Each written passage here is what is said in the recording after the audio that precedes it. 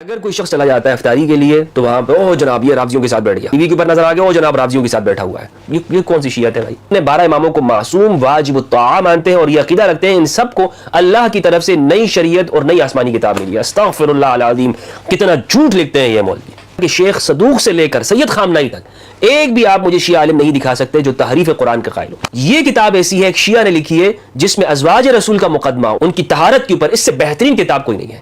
بسم اللہ والصلاۃ والسلام علی رسول اللہ وآلہ وعلی، السلام علیکم ورحمۃ اللہ وبرکاتہ۔ امید کرتا ہوں آپ لوگ خیریت سے ہوں گے۔ اللہ رب العزت آپ سب کو اپنے زمان میں رکھے۔ اللہم صلی علی محمد وآل محمد وبارک وسلم وصلی علیہ۔ دنیا بھر میں رمضان المبارک کے اندر مسلمان ایک دوسرے کو افطار پروگرامز کے اندر انوائٹ کرتے ہیں۔ کوشش یہ کرتے ہیں کہ فیملی کی سطح پر ہو یا سوسائٹی کی سطح پر ہو، کمیونٹی کے طور پر ہو، ایک دوسرے کو افطار پارٹیز میں انوائٹ کریں، بلائیں، تاکہ ہم آہنگی کے جذبات ہوں، ایک دوسرے کے ساتھ ہم مل کر کھانے کے اوپر بیٹھیں، افطار کے اوپر بیٹھیں۔ اور اس میں آپ کو یہ دیکھنے میں ملتا ہوگا کہ مختلف ٹی وی چینلز کے اوپر بھی یہ اختلاف کی جو خوبصورتی ہے وہ سامنے آتی ہے۔ مثلا اس میں یہ بڑا ہوتا ہے کہ اگر آپ نے شیعہ کو انوائٹ کر دیا ہے تو جناب اب تو پہلے تو اہل سنت 10 منٹ پہلے ہی افطار کر رہے ہوتے ہیں اور شیعہ 10 منٹ بعد کرتے ہیں، تو ایک بحث چھڑ جاتی ہے کہ بھائی کون دوسرے کے لیے قربانی دے سکتا ہے، اور کون یہ سمجھتا ہے کہ جناب میں ہی حق پر ہوں اور میں اپنے نظریے سے ذرا بھی 1 انچ ادھر سے ادھر نہیں ہٹوں گا۔ تو یہ ساری ہمیں خوبصورتی نظر آتی ہے۔ ہم نے یہ بھی دیکھا ہے کہ ہمارے ہاں جو شیعہ حضرات افطار پروگرامز کرتے ہیں اس میں ان کی ایک اچھائی یہ بھی ہے کہ یہ اپنے ساتھ سنی حضرات کو انوائٹ کرتے ہیں، اور یہ بہت اچھی بات ہے۔ آپ دیکھیں کہ سحری اور افطار کے پروگرامز ہوتے ہیں، اور میں نے یہ دیکھا ہے کہ یہ جو ان کے اندر ایک بہت خوبصورتی ہے کہ یہ کوشش کرتے ہیں کہ ہم اپنے پروگرام کے اندر اہل سنت کو انوائٹ کریں تاکہ ایک ہم آہنگی کا جذبہ ہو، کیونکہ اتنے عرصے سے ان بیچاروں کا قتل عام ہوتا رہا ہے مذہب کی بنیاد کے اوپر، لوگ ان کو فتوے لگا کر، تو شیعہ کی جانب سے بڑی کوشش ہوتی ہے کہ وہ اتحاد کے لیے کوشش کرتے ہیں، اللہ ان کو جزائے خیر دے۔ لیکن ایسے میں ہم یہ دیکھتے ہیں کہ سارے نہیں، کچھ جگہوں کے اوپر کہ ایسے فتاوی بھی سامنے آ رہے ہوتے ہیں۔ مثلا آپ اگر چلے گئے، آپ ایک سنی ہے، اور میں یہ میری جتنی بھی ویڈیوز ہیں میرے بھائیوں یہ میں اہل سنت کے لیے بناتا ہوں، شیعوں کے لیے نہیں بناتا ہوں، اور اگر کوئی اس بات کو نہیں سمجھ پا رہا ہے تو اس کی اپنی مرضی ہے۔ اہل سنت کے نوجوان اگر چلے جائیں اور وہاں پر ان کی تصاویر سامنے آ جائے اور شیعہ مجلس میں بیٹھے ہوئے ہیں یا وہ بیٹھے ہیں جناب ان کی افطار پارٹی میں تو اور ان کی تصویریں سامنے آ گئیں، تو پھر کیا ہوتا ہے، پھر سوشل میڈیا پر ان کے خلاف ایک مہم چلائی جاتی ہے تکفیریوں کی جانب سے، اوہ دیکھو فلاں فتوے کے اندر یہ لکھا گیا ہے، ہمارے فلاں اکابر کا فتویٰ یہ تھا، ان کے ساتھ بیٹھنا حرام ہے، ان کے ساتھ یہ ہے، ان کے ساتھ آپ کھا پی نہیں سکتے۔ قربانی کے دن آتے ہیں تو یہ آپ کو فتویٰ نکال دیتے ہیں کہ جناب کسی شیعہ کو آپ قربانی کے جانور میں شریک نہیں کر سکتے۔ اسی طرح سیر و افطار کی بات آتی ہے تو کہتے ہیں جناب اس کے ساتھ افطاری نہیں کر سکتے۔ اس طرح کے فتوے آپ کو دکھائے جاتے ہیں، تو ایک سنی نوجوان جو بیچارہ بہت پریشان ہو جاتا ہے۔ اور میں آپ کو بتاؤں تو میری جو زندگی ہے نا وہ یعنی انٹرفیتھ میری یوں سمجھ لیں کہ گھٹی کے اندر ہے۔ میں یہی کوشش کرتا ہوں کہ اگر ایک نظر آتی ہے کہ دیوبندی بریلوی کا آپس میں جدائی ہے تو اپنے دیوبندی دوستوں کو میں بریلویوں کے پاس لے جاتا ہوں اور بریلوی دوستوں کو میں دیوبندیوں کے پاس لے جاتا ہوں کہ بھائی دونوں ایک دوسرے کو دیکھو، یہ جو آپ کو کتاب کے نام پر اور مولوی نے جو آپ کو بتایا یہ سب کچھ غلط بات ہے، اسی بات کے پر یقین رکھیں، کیونکہ سب ایک اللہ کو مانتے ہیں، رسول اللہ کو مانتے ہیں، قرآن ایک ہے، پھر یہ اختلاف کس چیز کا ہے۔ تو دوستو ہوتا یہ ہے کہ اگر کوئی شخص چلا جاتا ہے افطاری کے لیے تو وہاں پہ اوہ جناب یہ رافضیوں کے ساتھ بیٹھ گیا، ٹی وی کے اوپر نظر آ گیا اوہ جناب رافضیوں کے ساتھ بیٹھا ہوا ہے۔ یہ جو رویہ یہ کیوں ہے؟ یہ اس لیے ہے کہ ایسے فتوے دیے گئے ہیں اور اس کے اندر ماشاءاللہ جھوٹ کی برمار لکھی گئی ہے۔ میں آپ کو دکھاؤں گا، مثالیں دکھاؤں گا میں آپ کو، کوئی یہ نہیں کہہ سکتا کہ نہیں جناب ایسے فتوے تو ہیں ہی نہیں۔ ان کی جو عظیم دارالعلومز ہیں، ان کے جو ماشاءاللہ جو عظیم جو یونیورسٹیاں، جو اسلام کے قلعے ہیں، اسلام کے جو بنیادیں ہیں اسلام کی نا، وہاں سے ایسے فتوے دیے گئے ہیں۔ کیا کہا جاتا ہے؟ آپ کیوں جا رہے ہیں؟ آپ ان سے ملتے کیوں ہیں؟ آپ ان کی مجالس میں کیوں جا رہے ہیں؟ ان کے ساتھ اٹھتے بیٹھتے کیوں ہیں؟ ان کی افطاری میں نہ جائیں، آپ کا تو نکاح ہی ٹوٹ گیا ہے۔ یہاں میں ایک فتویٰ آپ کے ساتھ شیئر کرنا چاہتا ہوں اور میں آپ کو بتاتا چلوں، یہ ایسا نہیں ہے کہ ہمارے سارے سنی حضرات ایسا سمجھتے، نہیں، ہمارے پاکستان کے اندر ایک بہت اچھا معاشرہ ہے، خاص طور پر پنجاب کی طرف تو آپ دیکھیں گے کہ لوگ شادی بیاہ کرتے ہیں، سنی شیعہ کی آپس میں شادیاں موجود ہیں۔ باہر کی دنیا میں نے دیکھا ہے کہ وہاں میاں اگر شیعہ ہے تو بیگم جو ہے وہ سنی ہوتی ہیں، اور اسی طرح اگر بیگم جو ہے وہ شیعہ ہے میاں سنی ہوتے ہیں، کوئی اس میں اختلاف نہیں ہے، یعنی مسلمان سمجھتے ہیں ایک دوسرے کو۔ لیکن جو مذہبی طبقہ ہے نا، جو مذہبی طبقہ ہے وہ کیا کرتا ہے، وہ پھر آپ کے خلاف ایک پوری مہم چلاتا ہے، اور یہ ہر جگہ موجود ہے، ہر طبقات کے اندر ہے، 5 انگلیاں برابر نہیں ہوتی۔ وہ یہ نہیں کہہ سکتا کہ جناب ہم شیعوں کے اندر موجود نہیں ہیں، اس طرح کے لوگ ہر جگہ کے اوپر موجود ہیں جو یہ چاہتے ہیں کہ نہیں صرف ہمارا جو فرقہ ہے نا یہی حق پر ہے، اس پر ہی ٹھپا لگا ہوا ہے، یہی مور لگی ہوئی ہے اللہ کی جانب سے۔ یہ جو سوچ ہے نا یہ مسلمانوں کو دور کرتی ہے۔ تو میں فتویٰ دارالعلوم دیوبند کا آپ کو دکھانا چاہتا ہوں۔ دارالعلوم دیوبند کا فتویٰ ہے، اور دیوبند ماشاءاللہ پوری دنیا کے اندر ایک معنی رکھتے ہیں۔ وہ کہتے ہیں، سوال یہ ہوتا ہے کہ جناب کیا ہم کیا ہم کچھ کہتے ہیں سوال، کچھ دوست جو شیعہ عقیدہ کے ہیں ان کے ساتھ افطار اور کھانے میں شریک ہو سکتے ہیں؟ کیا ان کے ساتھ ہم شرکت کر سکتے ہیں افطاری کے اندر؟ جواب کیا دیتے ہیں؟ جواب دیتے ہیں شیعہ اثنا عشری اپنے عقائد باطلہ کی بنیاد پر جو ان کی کتابوں میں ملتے ہیں دائرہ اسلام سے خارج، کافر اور مرتد ہے۔ شیعہ اثنا عشری، یہ دارالعلوم دیوبند کا آفیشیل فتویٰ ہے، آپ کو دکھا رہا ہوں۔ یہ یعنی جو 12 امامی ہیں، جو شیعہ اثنا عشری فقہ جعفریہ کے فالوورز ہیں، ان کو انہوں نے کافر لکھا، کافر اور مرتد ہے۔ یہ لوگ قرآن کی تحریف کے قائل ہیں، اور یہ نیا فتویٰ ان کا پرانا فتویٰ ان کے اکابر کا ایسا نہیں ہے۔ مولانا قاسم نانوتی، مولانا اشرف علی تھانوی، مولانا خلیل احمد سہارنپوری، مولانا حسین احمد مدنی، مولانا محمود الحسن دیوبندی، مولانا رشید احمد گنگوئی، مولانا زکریا انصاری رحمہم اللہ اجمعین، دارالعلوم دیوبند کے اکابرین کا جو موقف تھا وہ یہ بالکل نہیں ہے۔ وہ اختلاف ضرور رکھتے تھے، لیکن دارالعلوم دیوبند آج کی میں بتاؤں کہ ان کا یہ فتویٰ یہ ہے۔ کیا کہتے ہیں انہوں نے؟ الزامات کیا لگائے شیعوں کے اوپر؟ کہتے ہیں کہ یہ لوگ تحریف قرآن کے قائل ہیں، یہ لوگ قرآن میں بدلاؤ مانتے ہیں کہ یہ قرآن میں تبدیلی ہو چکی ہے۔ دوسری بات، حضرت علی کو اللہ کا درجہ دیتے ہیں، الوہیت کے قائل ہیں۔ تیسری بات، حضرت عائشہ صدیقہ رضی اللہ عنہا کو زانیہ اور چھنال مانتے ہیں، جبکہ ان کی اس سے برات قرآن میں صراحت کی گئی ہے۔ تیسری بات۔ چوتھی کہتے ہیں اپنے 12 اماموں کو معصوم واجب الطاعہ مانتے ہیں اور یہ عقیدہ رکھتے ہیں ان سب کو اللہ کی طرف سے نئی شریعت اور نئی آسمانی کتاب ملی ہے۔ استغفر اللہ العظیم، کتنا جھوٹ لکھتے ہیں یہ مولوی۔ یہ ہے ماشاءاللہ وہ دارالعلوم کہ جو دنیا کے اندر اس بات کے قائل ہیں کہ ہم اسلام کے قلعے ہیں۔ کیا یہ جھوٹ نہیں ہے؟ کیا یہ جھوٹ نہیں ہے؟ ہاں، یہ تو ضرور ہے کہ شیعہ اپنے 12 ائمہ کو معصوم مانتے ہیں، واجب الطاعہ مانتے ہیں، یہاں تک انہوں نے صحیح لکھا ہے، لیکن عقیدہ رکھتے ہیں کہ ان سب کو اللہ کی طرف سے نئی شریعت، نئی آسمانی کتاب ملی ہے۔ یہ کون سی شیعت ہے بھائی؟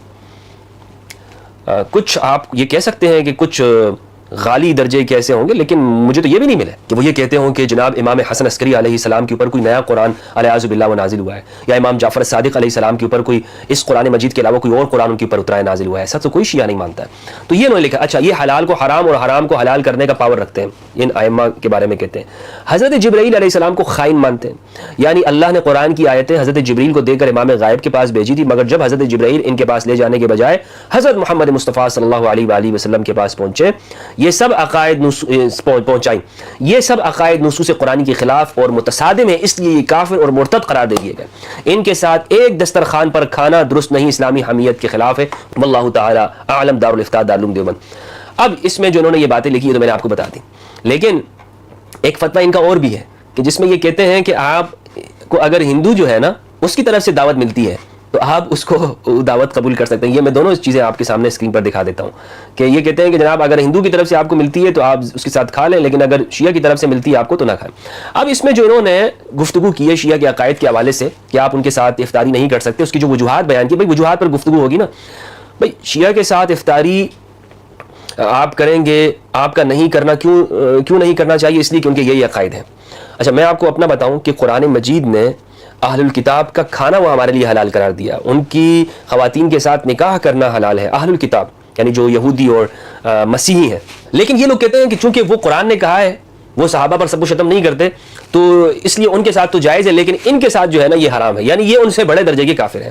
تو یہ ان کی سوچ ہے۔ قرآن مجید حتیٰ کہ مشرکین کے ساتھ بھی کھانا پینے سے منع نہیں کرتا۔ قرآن مجید سورہ ممتحنہ کی آیت نمبر 9 اور 10 آپ یہ دیکھیں، قرآن مجید میں اللہ رب العزت نے ارشاد فرمایا لا ينهاكم الله عن الذين لم يقاتلوكم في الدين ولم يخرجوكم من دياركم ان تبروهم وتقسطوا اليهم ان الله يحب المقسطين، کہ اللہ سبحانہ و تعالیٰ تمہیں ان لوگوں کے ساتھ نیکی کرنے سے منع نہیں کرتا ہے، احسان کرنے سے منع نہیں کرتا ہے کہ جنہوں نے تمہیں تمہارے گھروں سے نہیں نکالا دین کی وجہ سے اور تمہارے ساتھ دین میں قتال نہیں کیا، یعنی کہ تمہارے مسلمان ہونے کی وجہ سے انہوں نے تمہیں تمہارے گھروں سے نہیں نکالا اور تمہیں تمہارے قتل نہیں کیا، تم ان کے ساتھ اچھائی کرو، احسان کرو۔ اللہ سبحانہ و تعالیٰ احسان کو اور اچھائی کو پسند کرتا ہے۔ تو قرآن کی آیت سے ہمیں معلوم ہوتی ہے یہ بات کہ غیر مسلموں کے ساتھ بھی ہمیں نیکی، اچھائی، بر اور احسان کرنا چاہیے۔ یعنی اگر غیر مسلم آپ کے ساتھ برائی بھی کرتا ہے تو آپ کو یہ حکم نہیں ہے کہ آپ اس کے ساتھ برائی کریں، آپ کو یہ حکم ہے کہ آپ اس کے ساتھ اچھائی کریں۔ تو بہرحال قرآن کی تعلیمات یہ سراسر نہیں ہے جو یہ مولوی صاحبان پیش کر رہے ہیں، لیکن یہاں پر جنہوں نے الزام یہ لگایا کہ شیعہ تحریف قرآن کے قائل ہیں، اگر ہم اس چیز کو دیکھتے ہیں تو میں آپ کو حقیقت بتاؤں، میں نے پہلے بھی یہ جملہ کہا تھا کہ شیخ صدوق سے لے کر سید خامنائی تک ایک بھی آپ مجھے شیعہ عالم نہیں دکھا سکتے جو تحریف قرآن کا قائل ہو، جو یہ کہتا ہو کہ اس قرآن مجید کے اندر تبدیلی اور بدلاؤ ہو چکا ہے۔ اچھا، کچھ باتیں ایسی ہیں کہ جو اصول کافی کے حوالے سے بتائی جاتی ہیں، لیکن اس طرح کی روایات تو ہمارے ہاں بھی موجود ہیں۔ مثلا وہ بکری تھی ام المومنین حضرت عائشہ رضی اللہ عنہا کی، ان کے پاس کچھ صحیفہ تھا اور وہ انہوں نے اپنے بستر پہ رکھ دیا اور وہاں پہ بکری آ کے وہ داجن، حدیث الداجن اس کو کہتے ہیں، مشہور روایت ہے، موطا میں بھی ہے اور مسلم کے اندر بھی، اور وہ اس کے اندر کچھ آیات تھی اور وہ کھا لیے اور وہ قرآن کا حصہ تھا۔ تو یہ اس طرح کی چیزیں تو ہمارے ہاں بھی موجود ہے. کیا اس وجہ سے یہ کہا جا سکتا ہے کہ اہل السنت والجماعت کا آفیشیل اسٹیٹمنٹ یہ ہے کہ ہم قرآن مجید میں کمی اور زیادتی کے قائل ہیں, نقصان کے قائل ہیں؟ نہیں. تو میں نے جو آپ کو بتایا کہ آپ الاعتقادات اٹھا لیں, انہوں نے اس کے اندر واضح طور پر نفی کی ہے, اور یہ 4 صدی ہجری کے عالم ہے, بڑی بہترین کتاب ہے الاعتقادات, صفحہ نمبر 83, اور یہ چھاپا ہے البلاغ کا, کہ وہ لکھتے ہیں قرآن مجید کے اندر کوئی تحریف نہیں ہوئی. دوسری بات یہ جو کہتے ہیں نا کہ یہ تحریف کے قائل ہیں, کسی شیعہ کتاب میں صحیح سند کے ساتھ یہ نہیں بتایا جا سکتا, صحیح سند کی میں بات کر رہا ہوں, کہ یہ لوگ قرآن مجید میں تحریف کے قائل ہوں. اسی طرح انہوں نے کہا کہ حضرت عائشہ ام المومنین پر زنا کی تہمت لگاتے ہیں, الیاذ باللہ. ایسی بات نہیں ہے, بلکہ ان کے جو علماء ہیں انہوں نے امہات المؤمنین, خاص طور پر حضرت عائشہ رضی اللہ تعالیٰ عنہا وقد ارضاہ, ان کی برات کے اوپر مستقل کتابیں لکھی ہیں. شیخ سلمان ہمارے معاصر عالم ہیں, شیخ احمد سلمان, میں ان سے کربلا میں ان سے میری ملاقات ہوئی, بڑے جید عالم ہیں شیخ احمد سلمان التونسی. انہوں نے کتاب لکھی ہے برات نساء الانبیاء من الزنا بین التحقیق والتلفیق. انبیاء کرام کی جو ازواج ہیں ان کا زنا سے بری ہونا, زنا اور فحاشی سے بری ہونے کے اوپر انہوں نے پوری کتاب لکھی. اور اس کے اندر یہ کتاب ایسی ہے, ایک شیعہ نے لکھی ہے, جس میں ازواج رسول کا مقدمہ, ان کی طہارت کے اوپر, اس سے بہترین کتاب کوئی نہیں ہے. یعنی کسی, میں کہوں نا کہ ایک سنی عالم نے بھی اگر کوشش کرتا تو اس سے اچھی کتاب نہیں لکھ سکتا تھا. ہاں اس میں ضرور کچھ مضامین ایسے ہیں جن سے اختلاف ہو سکتا ہے, جیسے جنگ جمل کے اندر حضرت عائشہ کا آنا, تو اس میں شیعہ کا موقف واضح ہے, لیکن حضرت عائشہ کے اوپر زنا کی تہمت یہ نہیں لگاتے. جھوٹ نہیں بولنا چاہیے نا ہمیں, اگر ہمیں اختلاف بھی ہے شیعہ سے تو ہم کم از کم ان کے اوپر جھوٹ نہ بولیں. دیانت کا تقاضا یہ, میں اس بات کو ضرور مانتا ہوں کہ ان کے اندر طبقات ایسے ہیں کہ جو حضرت علی کو الہ تک لے جاتے ہیں, میں ضرور مانتا ہوں کہ یہ حضرت عائشہ سے اختلاف رکھتے ہیں, میں یہ ضرور مانتا ہوں کہ یہ حضرت ابوبکر, حضرت عمر رضی اللہ عنہما وقد ارضا, ان سے اختلاف کرتے ہیں اور ان کو اچھا نہیں سمجھتے یہ شیعہ حضرات. لیکن اگر میں یہ بھی کہوں کہ یہ لوگ ان کو گالیاں دیتے ہیں, اگر میں یہ بھی کہوں کہ جناب یہ لوگ یہ یعنی مجلسوں کے اندر, ان کی نمازوں کے اندر یہ چیزیں موجود ہیں, جس طرح کہ ہمارے ہاں بعض لوگ کہتے ہیں کہ نماز کے اندر بھی ان کو گالیاں دیتے ہیں, تو گالیاں وغیرہ کوئی نہیں دیتا. اختلاف ضرور رکھتے ہیں یہ, اور جو حق سچ بات ہے ہمیں وہی کہنی چاہیے, اللہ رب العزت کو ہم نے جواب دینا ہے. تو یہ کتاب آپ ضرور پڑھیے گا, برات نساء الانبیاء من الزنا بین التحقیق والتلفیق, دار المحجۃ البیضاء سے چھپی ہے, اور میرے خیال میں اس کا اردو ترجمہ بھی مارکیٹ کے اندر اویلیبل ہوگا. اسی طرح انہوں نے یہ بات کہی کہ یہ لوگ اپنے ائمہ کے بارے میں مانتے ہیں کہ کوئی نئی شریعت اور نئی آسمانی کتاب ملی ہے. کوئی شیعہ ایسا آپ کو نہیں ملے گا, کوئی کسی کتاب میں آپ کو نظر نہیں آئے گی کہ یہ, میں نے ان کے مصادر کے اوپر, ان کے مصادر کو میں نے تلاش کیا ہے, ان کے مصادر کے اندر ایسی کوئی چیز موجود نہیں ہے. کوئی صحیح سند کے ساتھ آپ روایت نہیں پیش کر سکتے کہ یہ تحریف قرآن کے قائل ہے. تو لہٰذا یہ اب یہ دیکھیں نا, اب اس سے کتنی غلط فہمی پیدا ہوگی. سنی نوجوان اگر اس کو پڑھے گا کہ جناب پھیلا دیا جاتا ہے نا, ان کا قرآن الگ ہے, بچے کو بتایا جاتا ہے نا, اچھا نہیں بتایا جاتا کہ شیعہ کی پوری ڈیفینیشن, شیعہ ہے کون لوگ, فوراً ہی بچوں کو یہ بتایا جاتا ہے. سوال ہوتا ہے شیعہ کون ہے؟ بھائی شیعہ وہ لوگ ہیں جو صحابہ کو گالیاں دیتے ہیں. شیعہ کون ہے؟ شیعہ وہ لوگ ہیں کہ جو قرآن مجید کو تو مانتی نہیں, کہ یہاں 40 پارے ہیں, کہ یہاں الگ قرآن ہے. تو ڈائریکٹ کر کے اس طرح کر کے, اور اس کی بنیاد یہی مذہبی طبقات ہیں جو میں نے آپ کو بتایا. السلام علیکم ورحمۃ اللہ وبرکاتہ.